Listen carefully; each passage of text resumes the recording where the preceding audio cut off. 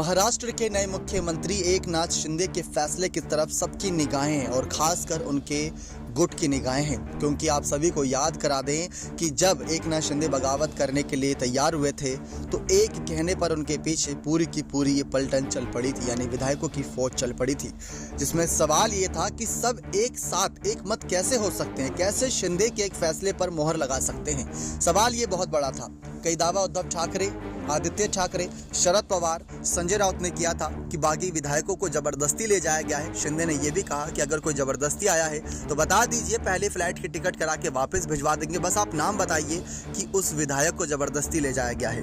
ये बात कही गई थी। लेकिन फिर आप सभी को बता दें कि किस तरीके से जब ये सारी खबरें सामने आई तो अब सबकी नजरें इसी पर है कि एकनाथ शिंदे अपने बागी विधायकों के लिए क्या कदम उठाते हैं, क्योंकि बीजेपी के खिलाफ ये कहा जा रहा है कि शिंदे का फायदा उठाने के लिए भारतीय जनता पार्टी ने उनको मंत्री पद, यानी कि सबसे बड़ा पद, मुख्यमंत्री पद दिया, लेकिन बागी विधायकों के साथ धोखेबाजी भी।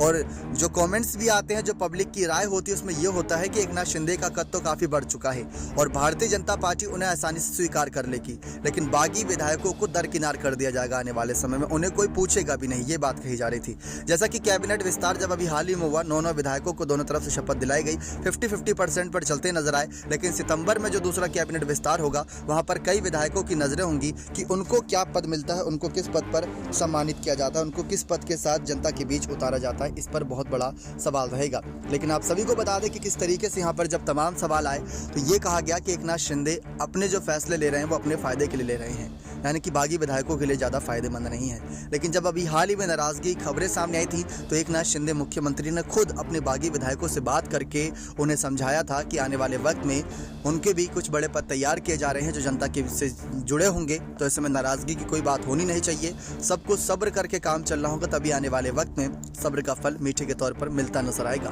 तो ये सारी बातें सामने आई। लेकिन कहा यह जा रहा है अब राजनीति में कि एकनाथ शिंदे के फैसले उनके लिए ज़्यादा अच्छे साबित हो रहे हैं, लेकिन बागी विधायकों के लिए नहीं, और बीजेपी शिंदे गुट का फायदा उठा रही है। ये सारी बातें विपक्ष भी उठाता नजर आ रहा है और बागी विधायकों को ज़्यादा कुछ फायदा नहीं हो रहा, न ही महिलाओं को फायदा हो रहा है, ये बात कहा जा रहा है। लेकिन इन सब में आपकी क्या राय है? क्या सचमुच बागी विधायकों का फायदा उठाया गया?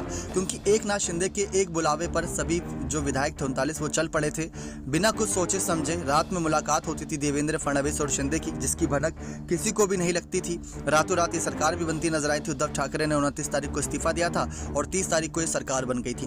फ्लोर टेस्ट में भी विधायकों ने अपना समर्थन शिंदे और बीजेपी की फडणवीस सरकार को दिया था।